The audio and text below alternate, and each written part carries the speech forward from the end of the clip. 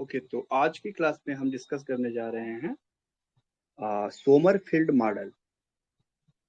तो Rutherford model हमने कल देखा था। रदरफोर्ड मॉडल को बोलते हैं प्लेनेटरी मॉडल बोलते हैं। प्लेनेटरी मॉडल क्यों बोलते हैं?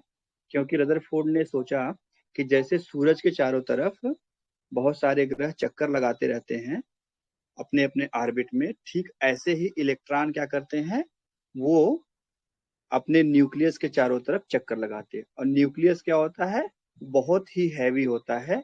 जैसे सूरज जो है बाकी प्लेनेट से बहुत हैवी है, ऐसे न्यूक्लियस बहुत हैवी होता है। और दूसरी चीज क्या होती है, न्यूक्लियस पॉजिटिवली चार्ज्ड है और इलेक्ट्रॉन्स क्या है, निगेटिवली चार्ज है, ऐसा माना गया। तो जितने भी इलेक्ट्रॉन हैं, अगर उन सबका हम टोटल चार्ज कैलकुलेट करें या काउंट करें और न्यूक्लियस का चार्ज काउंट करें तो दोनों एक दूसरे के बराबर होते हैं और अपोजिट होते हैं। इसलिए जो न्यूट्रल होता एटम है वो क्या है, न्यूट्रल है। एटम का अपना कोई नेट चार्ज नहीं होता, तो एटम का टोटल चार्ज क्या होता है, 0। ठीक है, एटम आपका न्यूट्रल होता है। तो ये रदरफोर्ड ने खोजा। रदरफोर्ड ने बहुत सारी चीजों की बहुत सही एक्सप्लेनेशन दी, लेकिन रदरफोर्ड का मॉडल क्या हो गया, 2-3 जगहों पे गड़बड़ हो गया। वो 2-3 चीजों की व्याख्या नहीं कर पाया, एक्सप्लेनेशन नहीं दे पाया। तो हम लोग जो है आज स्टार्ट करेंगे फेलियर ऑफ रदरफोर्ड मॉडल से फिर से।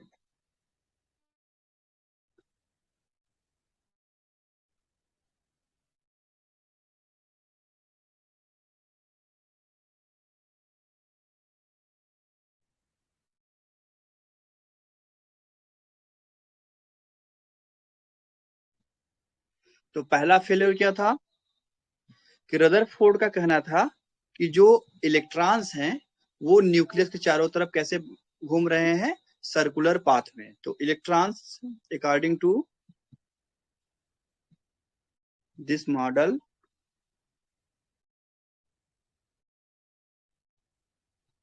the electrons move around nucleus in circular paths। ठीक, ऐसा उन्होंने माना। लेकिन आपको पता है कि जब कोई चीज सर्कुलर पाथ में मूव करती है तो उस पर क्या लगता है, एक सेंट्रीपिटल फोर्स या centripetal acceleration. Therefore the electrons must feel a centripetal acceleration, जो इसको सेंटर की ओर खींच रहा है। ठीक है, तो सेंट्रीपेटल क्यों बोलते हैं? पेटल मतलब होता है की तरफ, ठीक है, और फ्यूगल मतलब होता है बाहर की ओर। तो सेंट्रीपेटल मतलब जो सेंटर की ओर खींच रहा है उसको बोलते हैं सेंट्रीपेटल। जैसे आप गाय दौड़ रही है तो गाय का पगहा पकड़ लीजिए, तो क्या होगा, गाय बाहर भागने की कोशिश करेगी और पगहा आप खींच रहे हैं, तो खींच रहे हैं तो क्या हो रहा है, आप सेंटर हो गए और पगहा आपकी तरफ खींच रहा है उसका जो है। तो इसलिए आपको क्या महसूस होगा कि जो रस्सी है गाय के ऊपर वो सेंटर की ओर या आपकी ओर खिंचाव पैदा कर रही है, इसीलिए गाय बाहर भाग नहीं पा रही। तो गाय क्या होगा, पहले ऐसे गाय भागती रहेगी, लेकिन अगर आप यहाँ पे आ गए तो क्या होगा, गाय ऐसे मुड़ जाएगी और अगर आपने पगहा पकड़ा हुआ है मजबूती से तो ऐसे ऐसे चक्कर काटने लगेगी ना। तो यहाँ पे क्या हो गया, आप देखेंगे गाय जो है हमेशा उसी स्पीड से भाग रही है, लेकिन वो गाय क्या है, आप जो बंधा हुआ है पगहा उसकी कारण से जो है आपकी तरफ खींची हुई है, वो भाग नहीं पा रही, तो बैलेंस है। तो गाय आपका क्या हो गया, इस सर्कुलर पाथ में घूम रही है और ये टेंशन क्या है, इस रस्सी के लांग है। तो यहाँ पे कोई रस्सी तो नहीं है, लेकिन रस्सी जैसी कोई चीज हम मान सकते हैं, वो क्या है, कुलाम्ब फोर्स। तो कुलाम्ब फोर्स क्या करता है, इसको बांध करके रखे हुए है किसको, इलेक्ट्रॉन को, किसके चारों तरफ, वो इलेक्ट्रॉन को न्यूक्लियस के चारों तरफ घुमा रहा है, कुलाम्ब फोर्स। ओके, तो ये जो एक्सेलरेशन है कितना होगा, v² / r होता है। कितना होगा एक्सेलरेशन, v² / r। ठीक, और ये किसके अराउंड होता है, अराउंड न्यूक्लियस। अब आप कहोगे ये v²r क्यों होता है, क्योंकि आपको पता है सेंट्रीपेटल फोर्स कितना होता है, mv² / r। ठीक, और f/m कितना होता है, ये होता है एक्सेलरेशन। एक्सेलरेशन कितना हो गया, v² / r। ये आपने पढ़ा होगा मैकेनिक्स में, अगर पढ़ाया गया होगा तो। तो इस कारण से क्या है, v square upon r force जो है एक्सिलरेशन, ये आपका जो इलेक्ट्रॉन है महसूस करता है। लेकिन एक थ्योरी है, वो थ्योरी क्या कहती है कि एनी मूविंग या any accelerating particle, charge particle, charge particle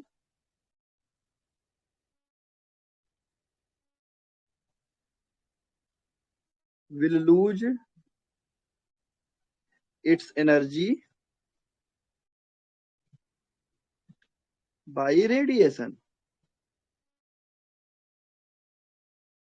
तो रेडिएशन क्या करेगा, इसकी एनर्जी लेकर के भाग जाएगा, तो एनर्जी इसकी लूज हो जाएगी। जब एनर्जी लूज हो जाएगी तो उसकी क्या होगी, वी भी लूज होगी। आपको पता है कि काइनेटिक एनर्जी क्या होती है, ई के क्या होती है, एम वी स्क्वायर अपॉन 2 होती है। तो जब आप देखेंगे वी कमजोर होगा, ई कमजोर होगा, तो वी कमजोर होगा, और वी कमजोर होगा तो क्या हो जाएगा, आप क्या देखेंगे, ये जो है, ये जो आपका एक्सेलरेशन है, ये भी क्या हो जाएगा, कमजोर होता जाएगा। फिर धीरे धीरे क्या होगा, धीरे धीरे, लेकिन आर भी छोटा होता जाएगा, तो धीरे धीरे क्या होगा, वो एक स्पाइरल वे में कहाँ जाके गिर जाएगा, न्यूक्लियस के भीतर। तो अगर हम न्यूक्लियस बनाए, तो अगर इलेक्ट्रॉन पहले शुरू शुरू में ऐसे घूम रहा था, तो क्या होगा, ये इसकी जो एनर्जी अगर कम होगी, तो ऐसे घूमते घूमते घूमते घूमते घूमते घूमते घूमते घूमते अंत में कहाँ जाके गिर जाएगा, ये यहाँ गिर जाएगा। ऐसा होना चाहिए, पर ऐसा होता नहीं है। तो ऐसा नहीं होता, इसका मतलब कि रदरफोर्ड की अंडरस्टैंडिंग में या उनके मॉडल में कुछ कमी है, तभी ऐसा नहीं हो रहा है। ऐसा होना तो चाहिए था, तो ऐसा होना चाहिए था, लेकिन हो नहीं रहा है। इसका मतलब रदरफोर्ड का मॉडल क्या हो गया है, उसमें कुछ कमी है, उसमें कुछ गड़बड़ी है, वो फेल हो रहा है। But this does not happen.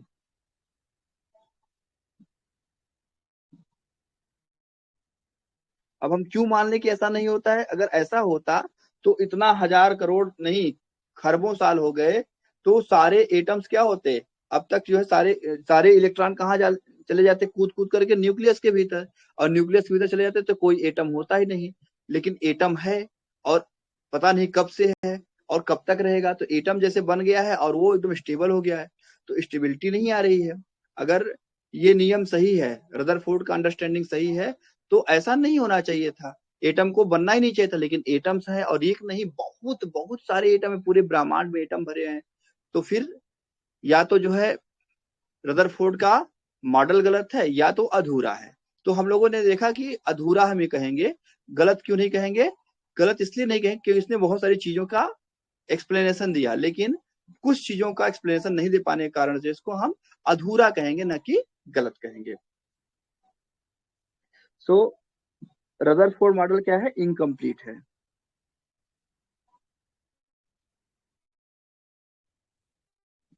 Is incomplete.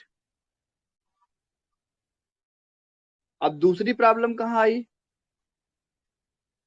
दूसरी प्रॉब्लम हमने आपको बताई थी कि जो न्यूक्लियस है वो क्या है, पॉजिटिवली चार्ज है। न्यूक्लियस क्या है, पॉजिटिवली चार्ज है। और इतना सारा चार्ज एक ही जगह पे क्यों हो रहा है, क्योंकि प्रोटॉन नाम का कण वहां पे बैठा हुआ है। तो इतनी छोटी सी जगह में प्रोटॉन को आप कैसे रख सकते हैं, ये बहुत मुश्किल है। मेढकों को आप एक डब्बे में इकट्ठा कर सकते हैं, 1000 मेढकों को या 10 मेढकों को आप पकड़ पकड़ करके एक डब्बे में इकट्ठा कर सकते हैं, लेकिन किसी भी जो है 2 या 3 सेम चार्ज के पार्टिकल को आप एक साथ नहीं रख सकते, ये इम्पॉसिबल है।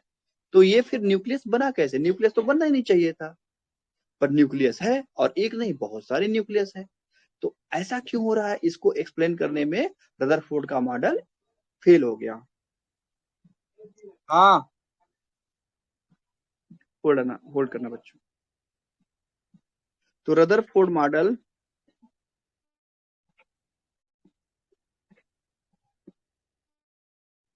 could not explain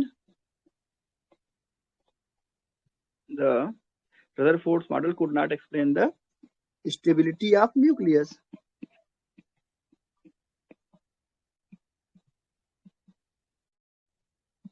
against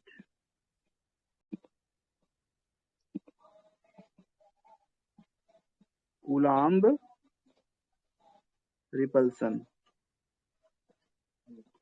तो कुलाम रिपल्सन के अगेंस्ट में ये इसको नहीं रोक पाया। इसका मतलब क्या हुआ, कुछ तो गड़बड़ है, कुछ तो गड़बड़ है, ठीक है।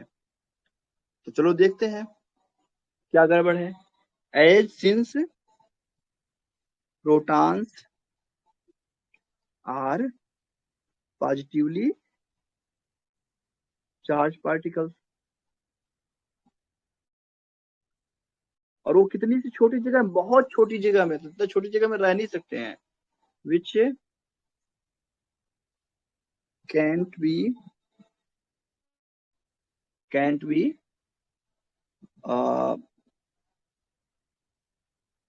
assembled in such a tiny region।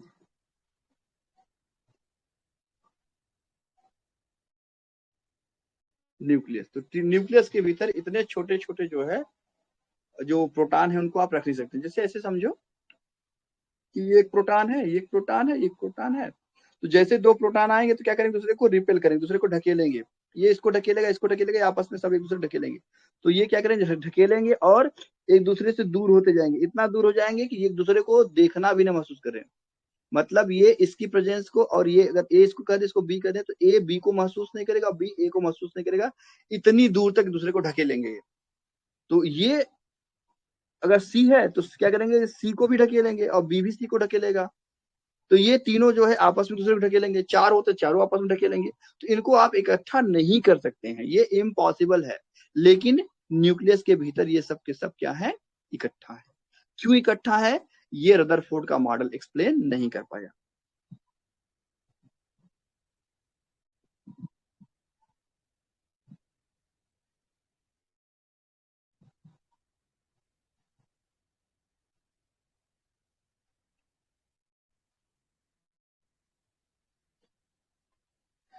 तो अब क्या किया जाए, रदरफोर्ड का मॉडल एक्सप्लेन नहीं कर पाया, चलो कोई बात नहीं, हम मान लेते हैं कि रदरफोर्ड के मॉडल में कुछ कमी थी। अब तीसरी प्रॉब्लम कहाँ आई,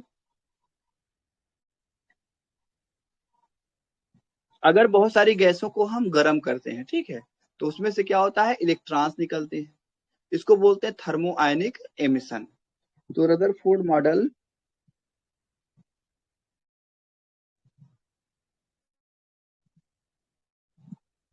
could not explain thermoionic emission। ठीक है, ये थर्मोआयनिक एमिशन भी एक्सप्लेन नहीं कर पाया। अब इसके बाद जो है और क्या एक्सप्लेन नहीं कर पाया, ये देखा गया कि अगर गैसेज को हम जो है इलेक्ट्रिक डिस्चार्ज में रख देते हैं तो उससे क्या होता है, स्पेक्ट्रम निकलता है। जैसे किसी गैस को हम किसी नली में बंद कर दें और उसको हीट करें या उसको जो है इलेक्ट्रिक डिस्चार्ज दें, तो क्या होगा, हम देखेंगे कि जो हमारा स्पेक्ट्रोग्राफ है उसमें पट्टियां बन जाती हैं। जैसे आपने कभी देखा है, स्पेक्ट्रम में कैसे बताऊं, आपने कभी देखा होगा कि सूरज के चारों तरफ एक इंद्रधनुष बनता है, कभी देखा है आपने? एक कलरफुल इंद्रधनुष बनता है, कभी देखा है आपने? Yes sir. हाँ, तो इसको बोलते हैं स्पेक्ट्रम। ऐसे ही कभी कभी आप ऐसे भी देख सकते हैं, जैसे कि जो है प्रिज्म, आपने वो प्रिज्म वाला एक्सपेरिमेंट किया होगा, वो प्रिज्म से कोई चीज निकलती है तो क्या दिखती है, कलरफुल दिखती है ना, कई कलर में दिखती है कि नहीं दिखती है, yes red sir. Blue green ऐसे करके। और इसके अलावा कभी कभी आप देखिए, जैसे अगर नहा के आते हैं और बाल झटकते हैं या खूब पानी का जो है कपड़ा जो है जोर से झटकिए, भीगा हुआ कपड़ा, तो आपको जो है एक छोटा सा जो है रेनबो या एक इंद्रधनुष दिखाई देगा, कहाँ पे, हवा में ही। कभी ऐसा किया है आपने? नहीं किया है तो करके देखिएगा, दिखाई देगा। अगर कोई भीगा हुआ कपड़ा है, तौलिया है या फिर कोई बड़ा सा रुमाल है, उसको आप जोर से झटकिए एकदम भीगा हुआ, तो आप देखेंगे थोड़ी देर के लिए जो सूरज की रोशनी में, धूप में रेनबो सा बन जाएगा थोड़ी देर के लिए। तो वो क्यों हो रहा है, वो स्पेक्ट्रम की वजह से। तो ये क्या है, जो आपके वाटर मॉलिक्यूल्स हैं उनको क्या है, गैसियस फॉर्म में हमने झटक दिया तो गैसियस फॉर्म में आ गया। तो गैसियस फॉर्म में आ गया तो सूरज की रोशनी क्या हो गई, वो डिवाइड हो गई, तो स्पेक्ट्रम बन गया। तो ऐसे ही जो है, जब हम बहुत सारे जो गैसेज हैं, मेटल्स हैं, उनका जो वेपर होता है, भाप होता है, उसको अगर हम किसी तरह से एक्साइट करें, डिस्चार्ज करें, उसको इलेक्ट्रिक करंट दें, तो उसमें क्या होता है, उसमें जो है कलर निकलता है, उसमें जो है कलरफुल लाइट आती है। तो कलरफुल लाइट क्या होती है, वो ऐसे जैसे बैंड बनता है ना, रेड बैंड, ब्लू बैंड, ऐसे करके कई बैंड बनाती है। तो ये बैंड जो है यहाँ से बन रहा था, कहाँ पे, गैसेज में बन रहा था। इसको भी जो है रदरफोर्ड एक्सप्लेन नहीं कर पाए। तो Rutherford model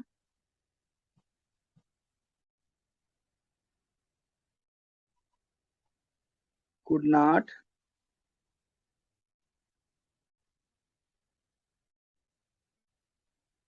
explain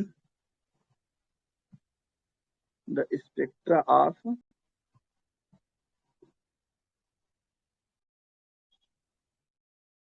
various gases। तो ये भी बहुत मुसीबत थी, और भी बहुत सारी चीजें थी जो उस समय रदरफोर्ड का मॉडल एक्सप्लेन नहीं कर पा रहा था। जैसे कि उसी समय जो है ये आपका क्या हुआ था, कुछ एक्सपेरिमेंट ऐसे थे जो ब्लैक बॉडी रेडिएशन था, वो भी लोग नहीं एक्सप्लेन कर पा रहे थे। तो थर्मोडायनामिक्स के कुछ एक्सपेरिमेंट थे, उसको भी एक्सप्लेन नहीं कर पा रहे। तो रदरफोर्ड मॉडल कुछ चीजों को एक्सप्लेन कर पा रहा था, कुछ चीजों को नहीं कर पा रहा था। तो ऐसे मान लो कि ये 4 हमारे लिए पर्याप्त हैं। तो ये रदरफोर्ड मॉडल क्या हो गया, फेल हो गया। अच्छा हाँ, एक चीज और इसमें जरा हम एक बार कैलकुलेशन करेंगे कि इलेक्ट्रॉन की स्पीड कितनी होगी न्यूक्लियस के भीतर या एटम के भीतर। तो it must be relativistic, relativity आपको पढ़ाई गई होगी। तो it must be relativistic theory, लेकिन ऐसा है नहीं। As electrons move very fast, very fast inside the atom. ठीक है, चलो चेक करते हैं कितनी फास्ट घूमते हैं। तो आप मुझे बताइए कि अगर कोई दो चार्ज हैं तो उनके बीच में जो कूलाम फोर्स होगा वो कितना होगा, दो Q1 चार्जेस Q2 के बीच में। 1/4 pi epsilon naught Q1 Q2 by R square। Very good. और आर स्क्वायर क्या है, आर जो है रेडियस है, किसका रेडियस, जैसे ये आपका न्यूक्लियस है और ये जो इलेक्ट्रॉन इसके चारों तरफ घूम रहा है उसका रेडियस है, आर हो गया। ठीक है, ये हो गया न्यूक्लियस और ये हो गया इलेक्ट्रॉन। ठीक, तो इलेक्ट्रॉन जो है वो सर्कुलर पाथ में घूम रहा है और आर इसका रेडियस है। तो अब मुझे जरा आप एक कैलकुलेशन और बताइए, 1/4 पाई एप्सिलॉन 0 कितना होता है, 9 × 10⁹ के आसपास होता है। ये आपको पता है? 9 × 10⁻12 सर होता है। हाँ,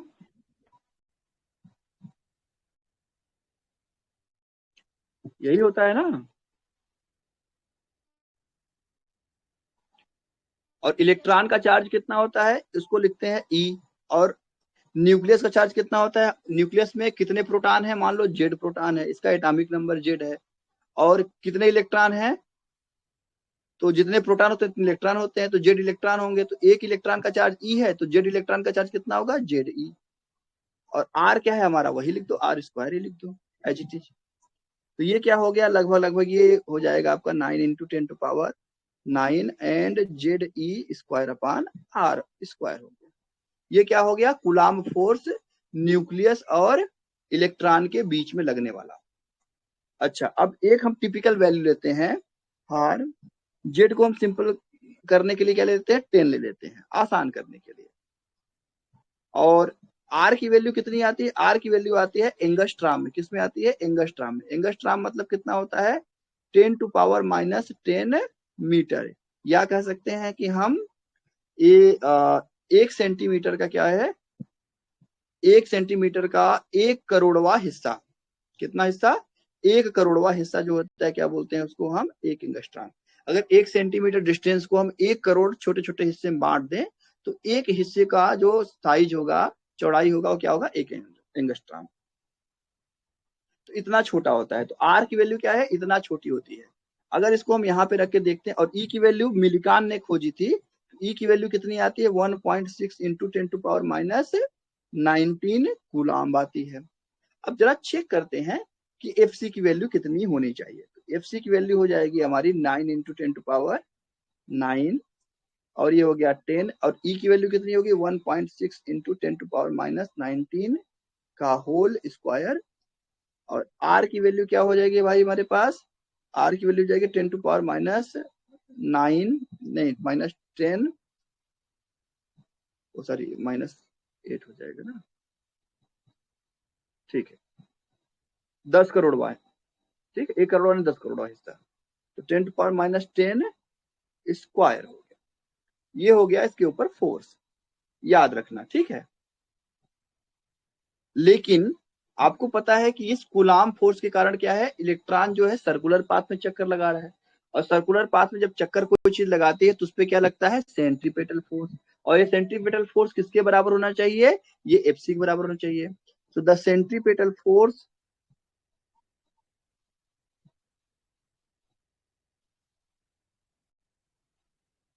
on electron, centripetal force on electron in circular orbit, भाई कितना होना चाहिए जरा चेक कर लिया जाए, तो ये हो जाएगा आपका एफ, सेंट्रीपिटल को एफ लिख देते हैं, और ये हो जाएगा mv² अपान आर, हमको v नहीं पता है, हमको आर पता है, और m कितना आता है, m यहाँ पे इलेक्ट्रॉन के लिए आता है 9.1 इंटू 10⁻31 किलोग्राम, ये है स्टैंडर्ड यूनिट, 9.1 इंटू 10⁻31 किलोग्राम, ठीक है। मतलब कितना छोटा होगा तुम अंदाजा भी नहीं लगा सकते हो, इतना छोटा होता है, पता ही नहीं चलेगा। तो ये एम की जगह रख देते हैं, अब वी हमको नहीं पता है, वी हमको कैलकुलेट करना है, तो ये हो जाएगा 9.1 इंटू 10⁻31, और आर की वैल्यू हमने कितना लिखा है 10⁻10, और वी स्क्वायर को, तो ये सेंट्रीपेटल फोर्स किसके बराबर है,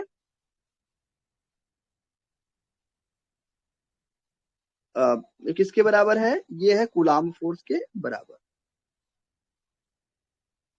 तो चलो चेक कर लेते हैं क्या आता है हमारे पास, तो 9.1 इंटू 10⁻31 अपान 10⁻10 और वी स्क्वायर, और इधर कितना हो गया, इधर हो गया 9 इंटू 10⁻9 है, 19 नहीं है,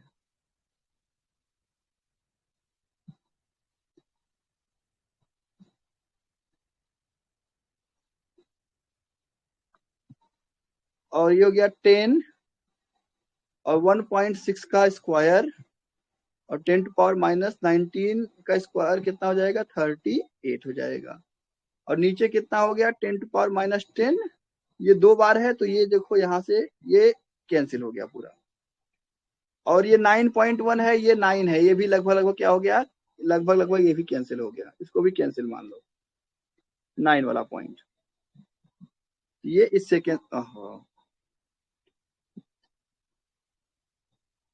ये इससे कैंसिल हो गया, ये 9 इससे कैंसिल हो गया, और देखते हैं क्या कैंसिल होता है,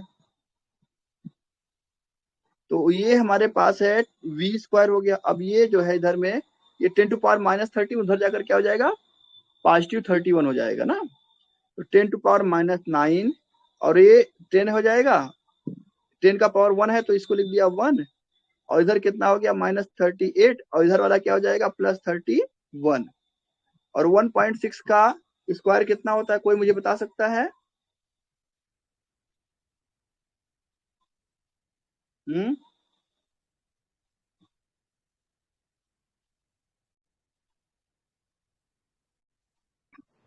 सर 0.0256।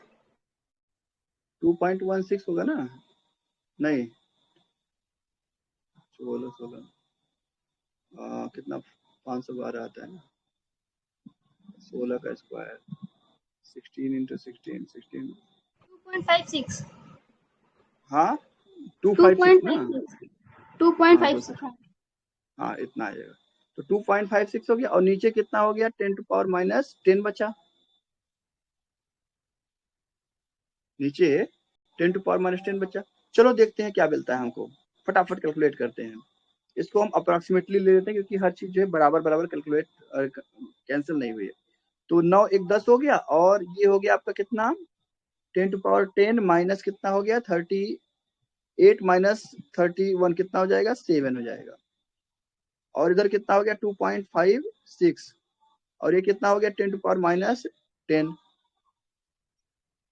तो आप देखिए ये कितना हो जाएगा, 10 टू पावर 3, और नीचे कितना हो गया, 10 टू पावर माइनस 10, ऊपर जाकर क्या हो जाएगा, जुड़ जाएगा ना। तो ये हो जाएगा 10 टू पावर 10, और ये कितना हो गया, 2.56, और ये किसमें आएगा, मीटर पर, या बिल्कुल लास्ट में देख लेंगे ना। तो अब यहाँ पे देखो कितना हो जाएगा, 10 टू पावर 13 हो जाएगा, और ये कितना हो जाएगा, 2.56, और ये हो गया v स्क्वायर। तो v की वैल्यू कितनी आ जाएगी, v की वैल्यू आ जाएगी 2.56 का स्क्वायर रूट 1.6 हो गया, और 10 टू पावर 3 है, तो इसके लिए क्या किया जाए, तो पहले 10 टू पावर 12 का कर लें, तो कितना हो जाएगा, 10 टू पावर 6 हो जाएगा, राइट। और इसके बाद जो है 10 है, तो 10 का कितना होता है, 3.2 इससे कुछ आएगा ना, जो भी हो 3.14 या 2 कुछ आता है। तो आपने देखा कितना आएगा, 16 या 48, तो लगभग लगभग कितना आ गया, लगभग लगभग ये 50 के आसपास है ना, माने 5 के आसपास है। तो 5 इंटू 10 टू पावर 6 मीटर पर सेकेंड। और देखो ये कितना हाई है, एक सेकेंड में कितना चल रहा है, 50 लाख किलोमीटर। तुम समझ रहे हो कितना फास्ट चल रहा है, एक सेकेंड में कितना चल रहा है, 50 लाख मीटर, कितना, 50 लाख मीटर चल रहा है। तो 50 लाख मीटर मतलब कितना होगा, 50,000 नहीं, 5,000 मीटर एक सेकेंड में, किलोमीटर एक सेकेंड चल रहा है। तो ये कितना ले सकते हैं, इसको हम, इसको ले सकते हैं 5 इंटू 10 टू पावर 3 किलोमीटर पर सेकेंड, मतलब कितना, 5,000 किलोमीटर एक सेकेंड में। सोचिए यहाँ से हमारे देश में अगर हम कश्मीर से चलें और कन्याकुमारी तक जाना है हमको, तो कितना दूरी पड़ता है, लगभग लगभग जो है 3,700 के आसपास पड़ता है, ठीक है, 3,700 के आसपास दूरी पड़ती है। और इसको ट्रेन कितने समय पूरा करती है, जो सबसे लंबी ट्रेन चलती है हिमसागर एक्सप्रेस, वो इसको पूरा करती है 4 दिन में। फ्लाइट कितना पूरा करता है, लगभग 22-23 घंटे में, 22 घंटे के आसपास में, दो उसमें उड़ान में, ठीक है। अगर बहुत अच्छी फ्लाइट जाए तो भी जो है कितना चलेगी, तो भी जो है कुछ 4-5-5-6 घंटे ले लेगी। लेकिन ये क्या करे, एक सेकेंड में कितना चल रही है, 5,000 किलोमीटर, मतलब यहाँ से ऑस्ट्रेलिया जाना है तो उसको सिर्फ एक सेकेंड लगेगा इलेक्ट्रॉन को, इतना फास्ट। ऑस्ट्रेलिया तक जाना है तो एक सेकेंड के अंदर ये ऑस्ट्रेलिया को छू लेगी, भारत से ऑस्ट्रेलिया तक पहुंच जाएगी, हैदराबाद से ऑस्ट्रेलिया के लिए, सिडनी के लिए पहुंच सकती है, लगभग लगभग इतना फास्ट चल रही है। तो आप सोचो इतना जब स्पीड से कोई चीज चलती है तो वहां पे क्या होता है, रिलेटिविटी आनी चाहिए। इतनी हाई स्पीड पर रिलेटिविटी अप्लीकेबल है कि नहीं है, तो ये क्या है, रिलेटिविटी अप्लीकेबल है।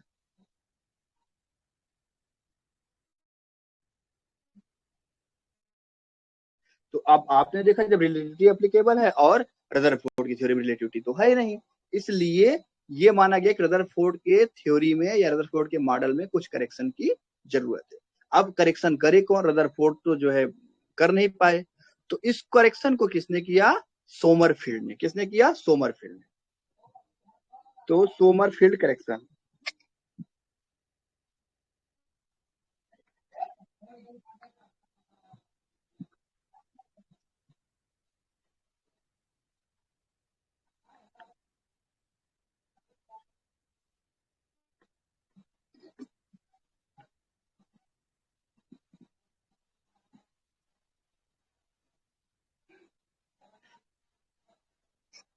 अच्छा नहीं, हाँ ये थोड़ा लेट में आएगा सोमरफील्ड, ठीक है, सोमरफील्ड थोड़ा लेट में आएंगे, बाद में आएंगे, अभी इससे पहले बोर आ जाते हैं। तो रदरफोर्ड का मॉडल बहुत अच्छा होने के बावजूद भी बहुत सारी चीजों को एक्सप्लेन नहीं कर पाया, तो इसमें जो है नेक्स्ट करेक्शन आया। नेक्स्ट करेक्शन किसने दिया, नील्स बोर ने। किसने दिया, नील्स बोर ने। इसको बोलते हैं बोर मॉडल।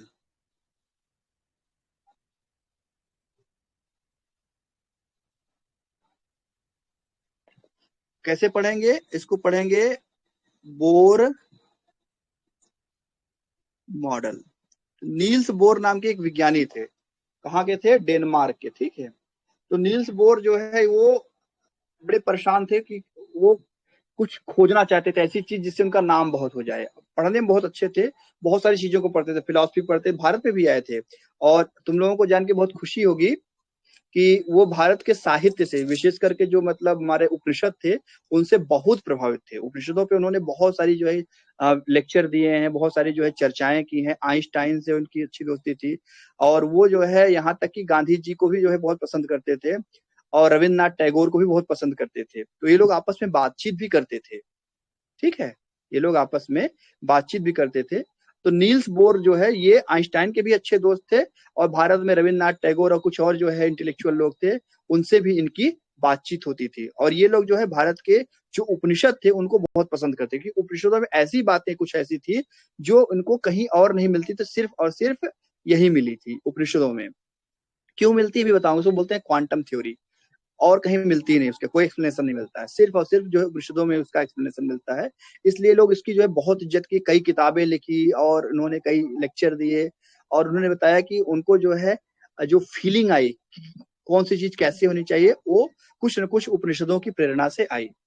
तो खैर हम लोग जो है बोर मॉडल की बात कर रहे हैं।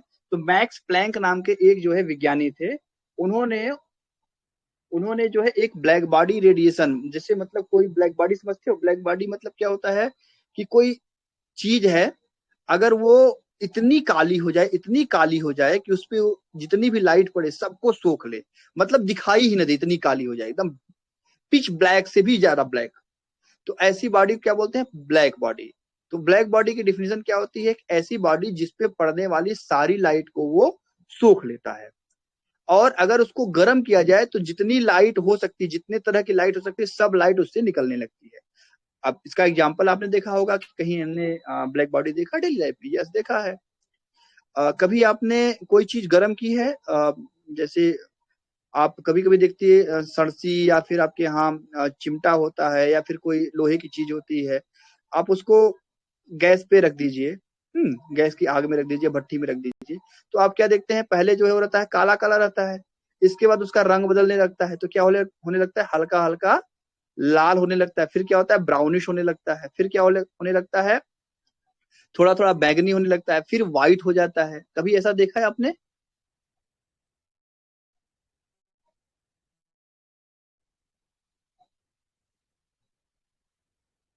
कभी ऐसा देखा है आपने किसी ने? जैसे कोई लोहे की चीज होती है, उसको आप जो है भट्टी में या आग में रख दीजिए, तो थोड़ी देर में वो पहले क्या होगा, काला रहेगा, तो फिर काले से क्या होगा, थोड़ा थोड़ा करके जो उसका रंग बदलेगा, फिर लाल हो जाएगा, और उसको गर्म करते जाए तो लाल के बाद क्या हो जाएगा, हल्का हल्का ब्राउनिश हो जाएगा, फिर क्या होगा, हल्का हल्का जो है उसमें बैगनी कलर आ जाएगा, बैगनी कलर के बाद हल्का हल्का क्या हो जाएगा, वो व्हाइटिश होने लगेगा, मतलब सफेद होने लगेगा, और इसके बाद क्या हो जाएगा, इसके बाद पूरी तरह से चमक करके सफेद हो जाएगा। तो मान लो हम कह रहे हैं सफेद नहीं दिखा होगा, लेकिन लाल होने तक तो देखा होगा। Yes sir. क्या सभी ने देखा है या फिर नहीं देखा है?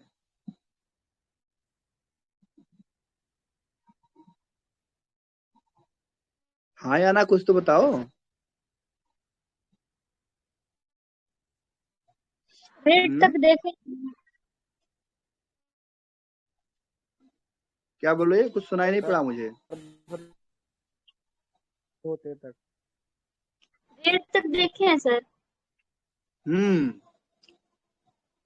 तो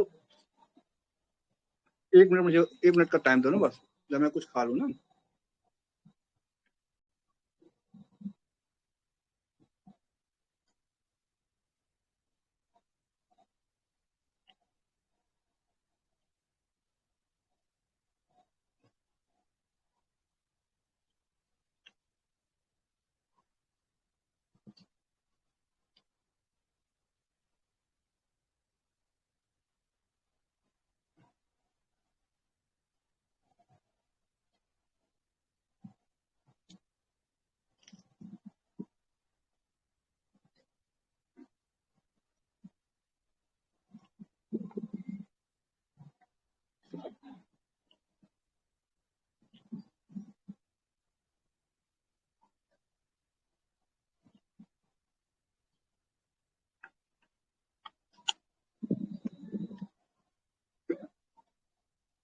तो आपने देखा कि जब किसी चीज को हम गर्म करते हैं तो उसमें क्या होता है, कलर आने लगता है ना, अलग कलर आने लगता है, और ठंडा करते हैं तो फिर वही कलर गायब होने लगता है। तो ब्लैक बॉडी ऐसे ही है। तो ब्लैक बॉडी क्या होती है, जब ठंडी रहती है तो बिल्कुल इतनी काली रहेगी कि हर चीज को वो सूख लेती है, और गर्म करते हैं तो वो क्या होगी, उसमें हर कलर निकलता है, रेड ब्लू ग्रीन जितने तरह कलर है सब निकलता है। तो ऐसा क्यों होता है, इसको कोई एक्सप्लेन नहीं कर पा रहा था। तो मैक्स प्लैंक नाम के एक वैज्ञानिक थे, उन्होंने इसको एक्सप्लेन किया। तो मैक्स प्लैंक नाम के जो वैज्ञानिक थे उन्होंने क्या बताया,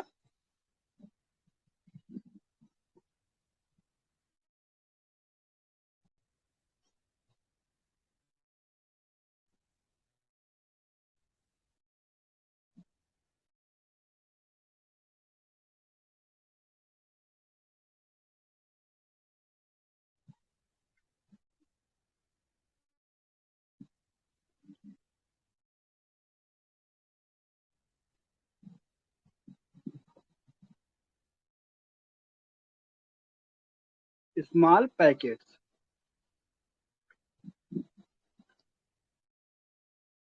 कॉल्ड फोटॉन। फोटॉन का मतलब होता है पैकेट ऑफ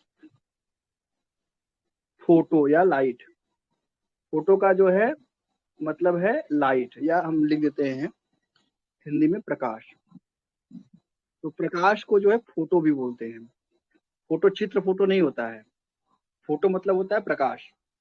तो जो फोटो है, जैसे प्रकाश क्या होता है, प्रकाश क्या होता है, प्रकाश जो है हम देखते हैं कि जैसे बहुत सारी वेव्स है, ऐसे करके बहुत सारी वेव्स आ रही है ना, या लहर जैसे। प्रकाश कैसे है, लहर जैसे है। तो आपने देखा होगा डेली लाइफ में कि कभी कभी जब बरसात होती है, अभी सब आपने देखा होगा जब बरसात होती है तो जो तालाब होता है उसमें पानी, या तालाब या नदी में क्या होती है, लहर पैदा हो जाती है पानी की। कभी देखा है ऐसा, कभी देखा है ना, कि नहीं यस देखा सर। है? तो नहीं देखा, गंगा जी ने देखा होगा, कहीं कुछ छोटी मोटी नदी में देखा होगा, कहीं तो देखा होगा। तो लहर पैदा हो जाती है। अच्छा मुझे एक चीज बताओ, तो लहर में आप अलग अलग अलग अलग पानी को देख सकते हो कि यहाँ पानी अलग हो रहा है, वहां पानी अलग हो रहा है, अलग, ये अलग बूंद है, ये अलग बूंद है, ऐसा देख पाते हो क्या? नहीं। लहर में कौन सी बूंद कहाँ पे है, ये आप बता सकते हो कि ये बूंद यहाँ पे है, ये बूंद यहाँ पे है, और एक बूंद के पीछे दूसरी बूंद लगी है, ऐसा देख पाते हो क्या? नहीं ना? कि हाँ, नहीं सर। नहीं देख पाते। और जब बरसात होती है तो उसमें आप क्या देखते हैं, छोटी छोटी बूंद आती है आसमान से। तो आती है बूंद, बूंद आती है ऐसे कैसे, छोटे छोटे पैकेट्स में आती है, ऐसे पैकेट्स में ऐसी वैसी बूंद आती है खूब सारी। और जब सारी बूंद मिल जाती है तो क्या बन जाती है, लहर बन जाती है। तो अगर बहुत सारी बूंदे हो जाएं, बहुत सारी बूंदे हो जाए तो किसके बराबर होती है, लहर के बराबर होती है। तो उल्टा भी कर सकते हैं, उल्टा भी क्या मान सकते हैं कि ये जो लहर है ये क्या होगा, इसको हम बूंदों में भी बदल सकते हैं। लहर को हम बूंदों में भी बदल सकते हैं। तो लहर बूंद में और बूंद लहर में बदल सकती है। तो बहुत सारी बूंदें और क्या हो गया, किसके बराबर हो गई, लहर के बराबर। या एक लहर बहुत सारी बूंदों में बदल सकती है। तो ये चीज जो है ये सबके लिए सच है। ये जो है हमारे लिए भर नहीं, ये चिड़िया कबूतर मटर दाना पानी सबके लिए सच है। तो जो प्रकाश होता है उसके लिए भी सच है। तो प्रकाश की जो लहर है, या प्रकाश की लहर क्या बोलते हैं, तरंग। तो प्रकाश की तरंग क्या होगी, प्रकाश की बूंदों से मिलके बनी होगी, प्रकाश की बूंदें।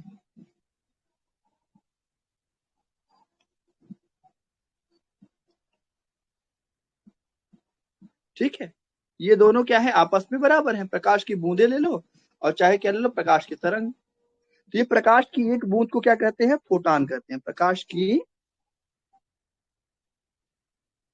जैसे पानी की बूंद को बूंद कहते हैं, ऐसे प्रकाश की बूंद को क्या कहते हैं, फोटान। क्या नाम है इसका, फोटान। तो मैक्स प्लैंक ने बताया कि प्रकाश की भी बूंद होती है।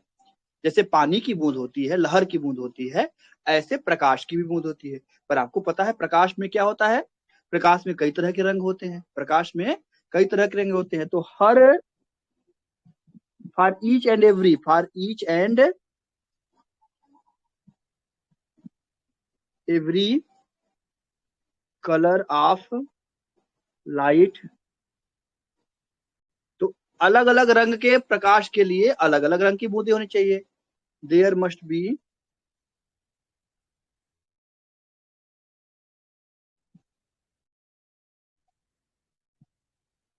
Different photons. ठीक है, there must be different photon. अब मैक्स प्लैंक ने एक चीज और बताई, मैक्स प्लैंक ने एक चीज और बताई। उन्होंने कहा the total energy of photon, photon मतलब इसको कहते हैं प्रकाश की बूंद।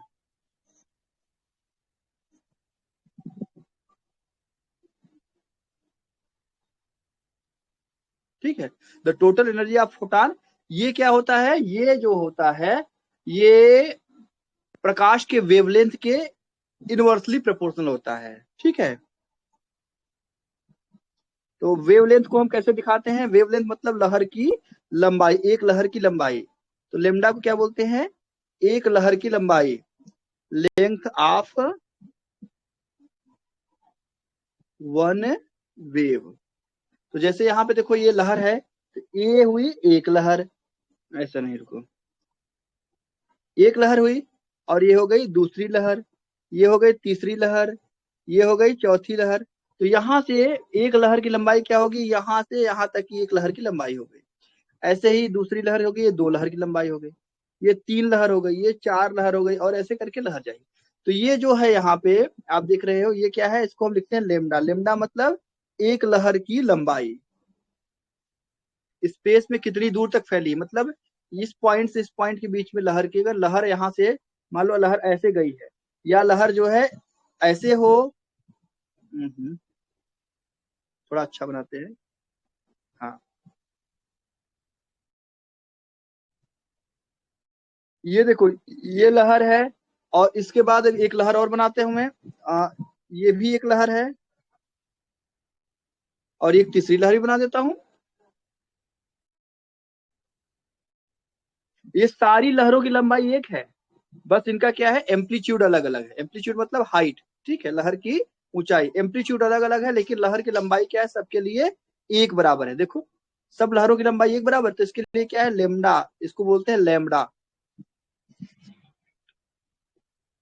जैसे अपने यहाँ क ख ग घ होता है वर्णमाला में, अंग्रेजी में एबीसीडी होता है, ऐसे जो है सिकंदर का देश, जिसको यूनान या ग्रीस बोलते हैं, वहां के वहां के एक अक्षर को लेमडा बोलते हैं। उसका नाम क्या है? लेमडा। जैसे इसको बोलते हैं जेड लैटिन में या अंग्रेजी में, ऐसे ही जो है इसका नाम क्या है? लेमडा।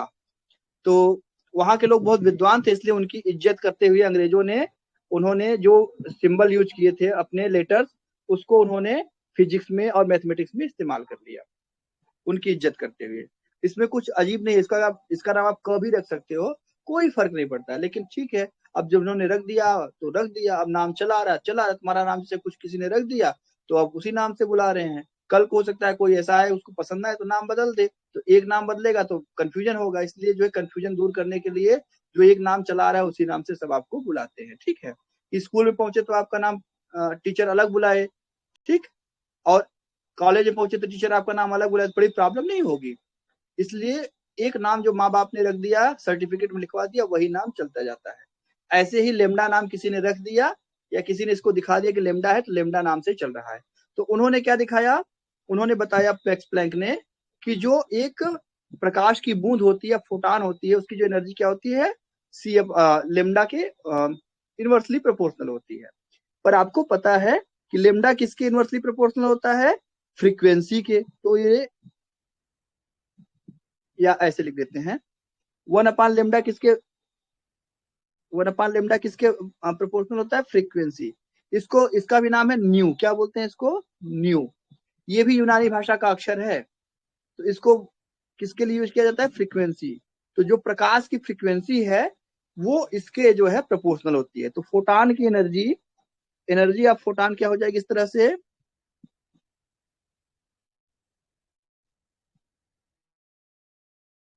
किसके प्रोपोर्शनल हो गई? फोटान की फ्रीक्वेंसी, या लाइट की फ्रीक्वेंसी लिख देते हैं, फ्रीक्वेंसी ऑफ लाइट।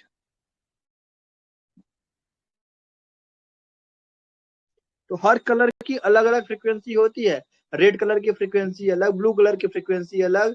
और यही फ्रीक्वेंसी अलग अलग होने के कारण क्या होता है, जब हम लोग रेडियो चलाते हैं उसमें आप ट्यूनर घुमाते हैं ना, तो ट्यूनर घुमाते हैं तो क्या होता है, अलग अलग फ्रीक्वेंसी की जो है किरणें आती हैं आपके फोन में। जो है जैसे जो नंबर आते हैं अलग अलग फ्रीक्वेंसी पे आते हैं। जैसे जो हमारा नंबर है ना, जैसे हमारा नंबर तुमसे बात होती है या तुम लोग दोस्तों से बात करते हो, तो हर नंबर की अपनी फ्रीक्वेंसी है, याद कर लो। हर नंबर की अपनी फ्रीक्वेंसी है और वो फ्रीक्वेंसी यही है जो हम यहाँ पे लिख रहे हैं। तो ये एनर्जी आप फोटॉन का एनर्जी को हम लिखे ई, और फ्रीक्वेंसी क्या लिखे? न्यू। तो ये हो गया प्लांक का दूसरा पास्टुलेट। पास्टुलेट मतलब जो उन्होंने माना, जो मान्यता है। पास्टुलेट मतलब मान्यता। तो आपको पता है जब प्रोपोर्शनलिटी हटाते हैं तो एक हमको कांस्टेंट लेना पड़ता है, और उस कांस्टेंट को प्लांक ने क्या लिखा? एच। क्या लिखा? एच। क्यों लिखा भगवान जाने। प्लांक से बताने वाले को, प्लांक मर गए, अब उनको, उन्होंने किसी को बताया नहीं क्यों लिखा एच, उनके दिमाग में आ गया, उन्होंने लिख दिया और वो चला रहा है। तो ये क्या हो जाएगा? H nu. क्या हो जाएगा? H nu. तो एक फोटान की एनर्जी, एनर्जी आप सिंगल फोटान,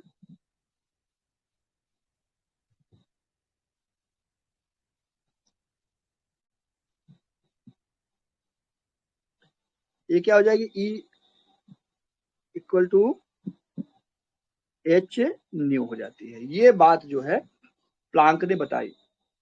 ठीक है। अब ये भी पता है कि जो लाइट कहाँ से आती है, लाइट आ रही थी जब हम किसी गैस को गर्म करते हैं या उसमें इलेक्ट्रिक डिस्चार्ज करते हैं तो उससे लाइट आती है। इसका मतलब उससे लाइट का फोटान निकलता है। तो अब कुछ ना कुछ होना चाहिए, एटम और फोटान के बीच में कुछ कनेक्शन होना चाहिए। तो रदरफोर्ड ने क्या कहा? रदरफोर्ड नहीं, नील्स बोर ने, Niels Bohr thought that once a gas is discharged, once a gas is discharged,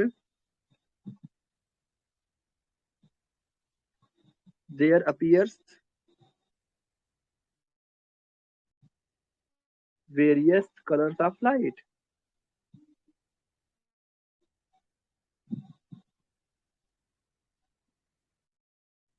Thus, there must be a connection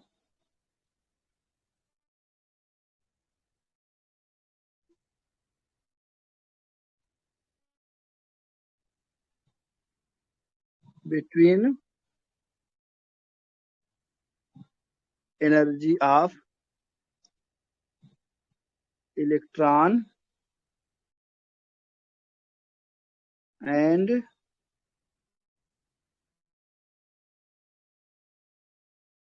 photon. ऐसा जो है रदरफोर्ड ने सोचा। तो इसके आधार पे फिर रदरफोर्ड ने कुछ नियम दिए, पास्टुलेट दिए, और नील्स बोर ने कुछ पास्टुलेट दिए, और इसके आधार पे उन्होंने एक क्वांटम, सेमी क्वांटम बोलते हैं, एक semi classical theory of atoms दिया। और ये इतना सक्सेसफुल हुआ, इतना सक्सेसफुल हुआ कि इसके बाद की सारी दुनिया बदल गई। इससे मतलब नील्स बोर से पहले की दुनिया और नील्स बोर के बाद की दुनिया, दोनों में क्या है, बहुत ज्यादा डिफरेंस है। तो रदरफोर्ड तक क्या था, सब कुछ जो है न्यूटन के नियम से लागू होता था। अब इसके बाद क्या हो गया, क्वांटम मैकेनिक्स लागू हो गई। कहां से? जहां से नील्स बोर अपना मॉडल रखते हैं। तो नील्स बोर मॉडल के जो पास्टुलेट थे उसको हम लिख देते हैं। पास्टुलेट मतलब मान्यताएं।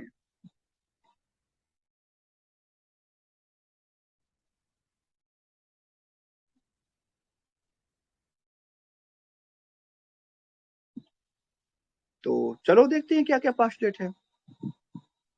तो सबसे पहली समस्या क्या थी? स्टेबिलिटी ऑफ एटम या स्टेबिलिटी ऑफ इलेक्ट्रॉन। इलेक्ट्रॉन को जो है, वो इलेक्ट्रॉन को न्यूक्लियस के भीतर नहीं गिरना चाहिए, चाहे वो इलेक्ट्रॉन जो है एक्सेलरेट करे चाहे मत करे। तो ये बहुत बड़ी प्रॉब्लम थी, ये बहुत बड़ी प्रॉब्लम थी। तो नील्स बोर ने कहा कि इस प्रॉब्लम को मैं सॉल्व कर सकता हूँ। कैसे उन्होंने सॉल्व किया मैं आपको बताता हूँ। नील्स बोर ने कल्पना की, उन्होंने क्या पास्टुलेट दिया कि electrons do not move in all possible circular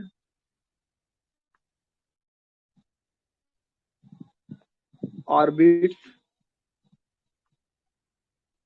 around nucleus. तो कहां घूमते हैं? Rather move only in specified orbits. तो कुछ ही ऑर्बिट में, कहीं भी नहीं घूमेंगे, कुछ ही ऑर्बिट्स में घूमते हैं। और उन ऑर्बिट्स को क्या कहा गया? Stationery orbit.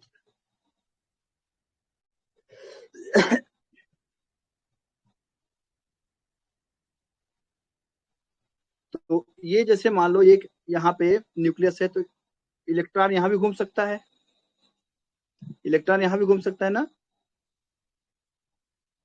इलेक्ट्रॉन यहाँ भी घूम सकता है,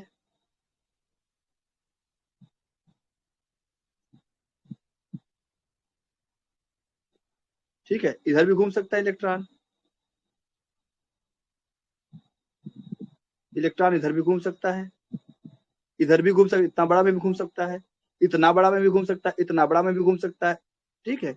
इलेक्ट्रॉन इतना बड़ा में भी घूम सकता है, इलेक्ट्रॉन इतना बड़ा में घूम सकता है। आखिर कहाँ घूमेगा इलेक्ट्रॉन? किस ऑर्बिट में घूमे? इतने बड़े वाले में घूमेगा कि इतने बड़े वाले में घूमेगा? कि इतने बड़े वाले में घूमेगा? किस में घूमेगा इलेक्ट्रॉन? कौन से ऑर्बिट में घूमेगा? ये कैसे मालूम पड़े? तो ये जो है कहना बहुत कठिन है। इलेक्ट्रॉन किस ऑर्बिट में घूमेगा? इसमें घूमेगा, इसमें घूमेगा, इसमें घूमेगा, किसमें घूमेगा? इलेक्ट्रॉन किस ऑर्बिट में घूमेगा, ये कैसे मालूम पड़े? तो नील्स बोर ने कहा इलेक्ट्रॉन हर ऑर्बिट में नहीं घूमेगा, हर जगह नहीं घूमेगा। इलेक्ट्रॉन के चारों, इलेक्ट्रॉन जो है न्यूक्लियस के चारों तरफ कुछ ऐसे ही ऑर्बिट होंगे जिनमें घूमेगा, बाकी में नहीं घूमेगा। मतलब इलेक्ट्रॉन यहाँ घूम सकता है, यहाँ घूम सकता है, इसमें घूम सकता है, इसमें घूम सकता है, और हो सकता है इसमें भी घूम जाए, हो सकता है इसमें भी घूम जाए, लेकिन इसके बीच में नहीं घूमेगा। इसके बीच में मतलब यहाँ पे ये वाले स्पेस में, जिसको मैं कलर कर रहा हूँ, ये वाले स्पेस में, ये वाले स्पेस में इलेक्ट्रॉन नहीं घूमेगा। यहाँ पे इसके बीच में कहीं नहीं घूमेगा, यहाँ पे नहीं घूमेगा इलेक्ट्रॉन। कहाँ घूमेगा? ये जो ऐसे सर्कुलर ऑर्बिट्स हैं कुछ, इसी में घूमेगा, बाकी जगह नहीं घूमेगा। इसको नील्स बोर ने क्या कहा? Stationery orbit. ये सब क्या है? स्टेशनरी ऑर्बिट है। और स्टेशनरी ऑर्बिट में इलेक्ट्रॉन घूम सकता है, इलेक्ट्रॉन कैन मूव अराउंड। और बीच में क्या होगा? इलेक्ट्रॉन नहीं घूम सकता है, बीच में नॉट अलाउड है, ठीक है। इतना क्लियर हुआ सबको? बीच में इलेक्ट्रॉन नहीं घूम सकता है। तो यहाँ पे घूम सकता है, यहाँ घूम सकता है, यहाँ। तो यहाँ से न्यूक्लियस से अगर हम शुरू करें तो इसको बोलेंगे ऑर्बिट नंबर 1, इसको बोलेंगे ऑर्बिट नंबर 2, इसको बोलेंगे ऑर्बिट नंबर 3, ऑर्बिट नंबर 4, और ये कहाँ तक चला जाएगा? इन्फिनिटी तक। कहाँ चला जाएगा? इन्फिनिटी तक चलता जाएगा। 1 नंबर, 2 नंबर, 3। तो कहाँ से स्टार्ट करेंगे? न्यूक्लियस से। न्यूक्लियस के जो सबसे पास वाला होगा ऑर्बिट नंबर 1, ये हो गया ऑर्बिट नंबर 2, ये orbit number 3, orbit number 4, orbit number 5, 6, 7, ऐसे करके ये इन्फिनिटी तक चला जाएगा। और इनको क्या कहा गया? Stationery orbit. अब स्टेशनरी ऑर्बिट की खासियत क्या होती है, ये उसने दूसरे पोस्टुलेट में बताया। तो in a stationary orbit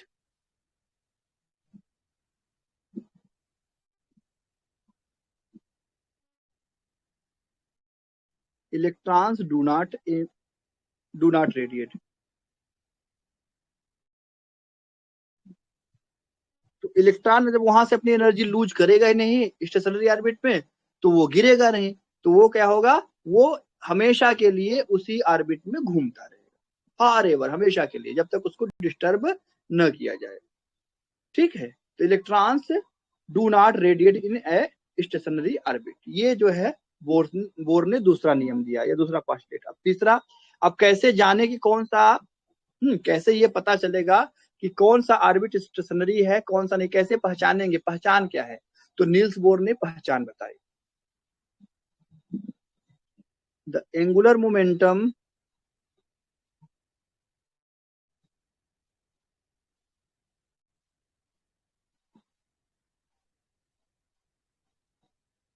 electron in nth stationary orbit is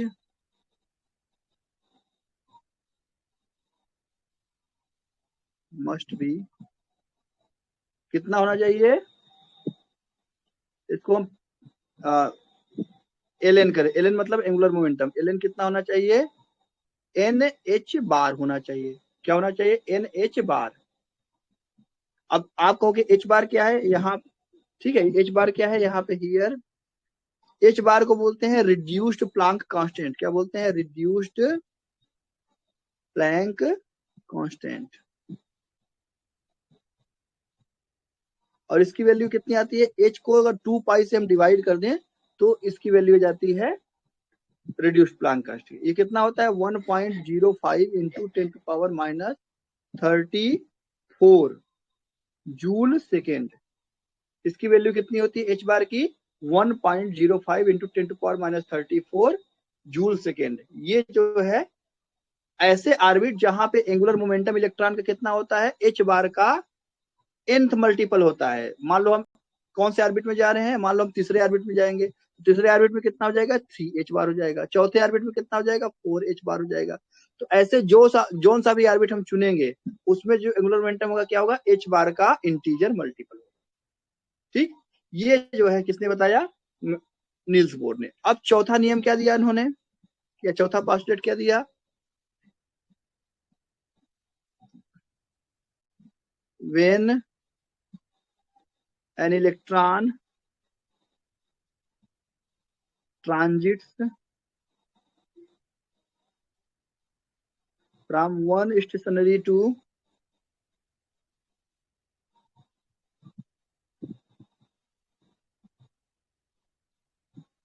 another stationary orbit,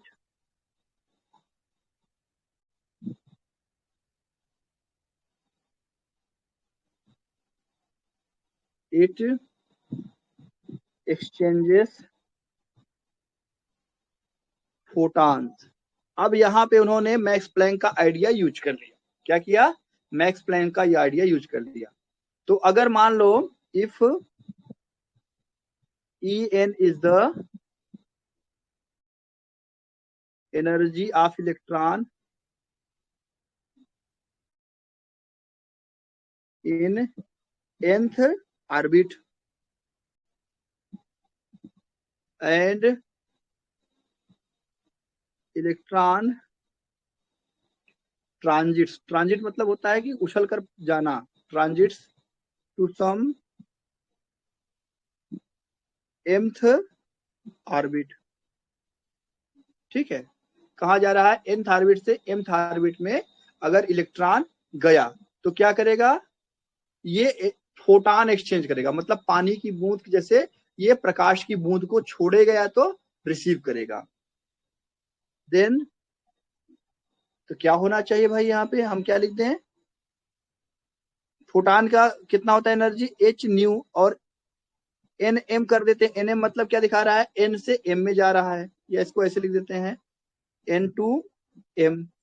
ये किसके बराबर होना चाहिए, ये होना चाहिए ई एन, कहां से कहां तक जा रहा है, एन से एम जा रहा है, तो E M minus E N के बराबर होना चाहिए, ये इन्होंने बताया।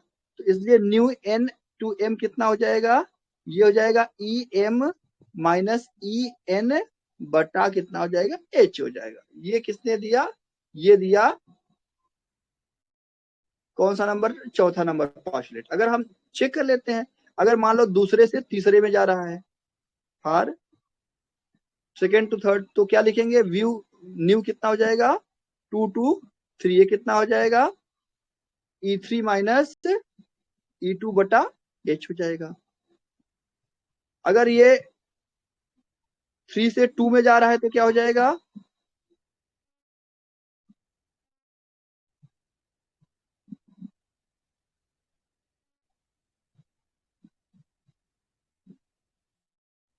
E2 माइनस E3/H ऐसा हो जाएगा, राइट?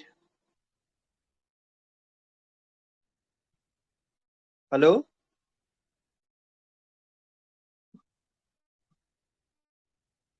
ठीक है ना? इतना क्लियर हो यस गया? सर। ठीक है। तो ये जो है फोटान अगर एक ऑर्बिट से, मान लो यहाँ पे हमने एक ऑर्बिट ऊपर और दिखाया था, और बना देता हूँ मैं, कलर चेंज कर दूंगा ना यहाँ पे। ये मान लो फर्स्ट ऑर्बिट है, इसको मान लो हम कह देते हैं सेकेंड ऑर्बिट हो गया, इसको मान लो थर्ड ऑर्बिट हो गया, इसको मान लो फोर्थ ऑर्बिट हो गया। तो इसमें अगर इलेक्ट्रॉन जो है एक ऑर्बिट से, कहाँ से, यहाँ से, अगर जो है ये इलेक्ट्रॉन यहाँ से यहाँ तक जाता है, ये यहाँ से ऐसे गया यहाँ पे अपनी जगह छोड़ करके, तो यहाँ तक जाएगा, तो ये मान लो क्या है n=1 है और ये क्या है n=3, तो इसकी एनर्जी कितनी, इसको कितनी जो है फ्रीक्वेंसी मिलेगी, इसकी फ्रीक्वेंसी कितनी होगी, E3-E1/H हो जाएगी। ठीक है, इसकी फ्रीक्वेंसी कितनी होगी फोटान की, इतनी होगी, और फ्रीक्वेंसी अलग तो कलर भी अलग हो जाएगा। तो इसलिए अलग अलग कलर के फोटान क्यों आते हैं, क्योंकि इलेक्ट्रॉन अलग अलग लेवल से ट्रांजिट होता है, एक लेवल से दूसरे लेवल, दूसरे लेवल से तीसरे लेवल में। तो जिस तरह से ये जो है वैल्यू चेंज होती है, उसी आधार पे कलर भी चेंज हो जाता है। अब यहाँ पे एक चीज उन्होंने जो है छोड़ दी, वो ये था कि इलेक्ट्रॉन कब एनर्जी लेगा और कब एनर्जी देगा। तो याद रखो, इसको बाद में जोड़ा गया कि इलेक्ट्रॉन जब लोअर ऑर्बिट से, मतलब जो नजदीक वाली ऑर्बिट से दूर वाली ऑर्बिट में जाएगा, तो एनर्जी को एब्जॉर्ब करेगा, और जब दूर वाली से नजदीक वाले में आएगा तो एनर्जी को एमिट करेगा। तो इसको हम 5वां लिख देते हैं। तो when electron jumps from lower to farther, या नियरर टू फार्दर लिख देना, नियरर टू फार्दर ऑर्बिट, कहां से, from nucleus, it must absorb some photon.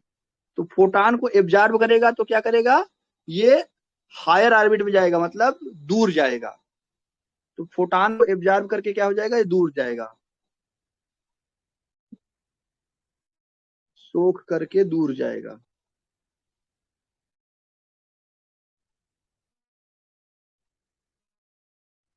ठीक है, and when it jumps from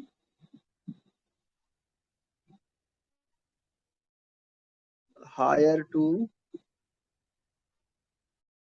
lower orbits, it emits photon,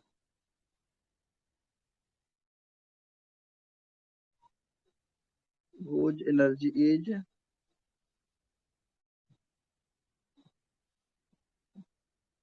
equal to the energy difference between the two orbits, between those two orbits.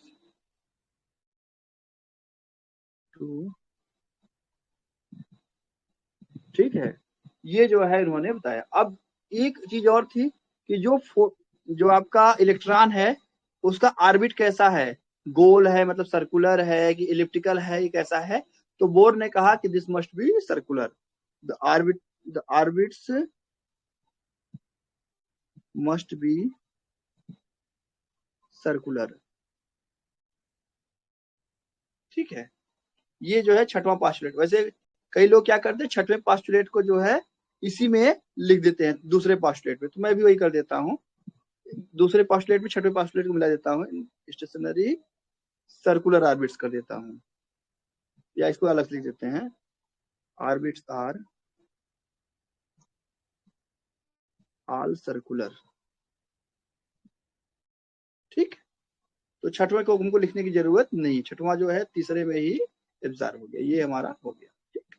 तो ये चीज जो है ये किसने दिया, ये नील्स बोर ने दिया, और इसके आधार पर उन्होंने इतनी सारी चीजों को एक्सप्लेन कर दिया कि नील्स बोर को नोबेल प्राइज मिल गया। तो आज की क्लास हम यहीं पे स्टॉप करेंगे, और अगर आपके कोई क्वेश्चन हो तो आप हमसे पूछ सकते हैं।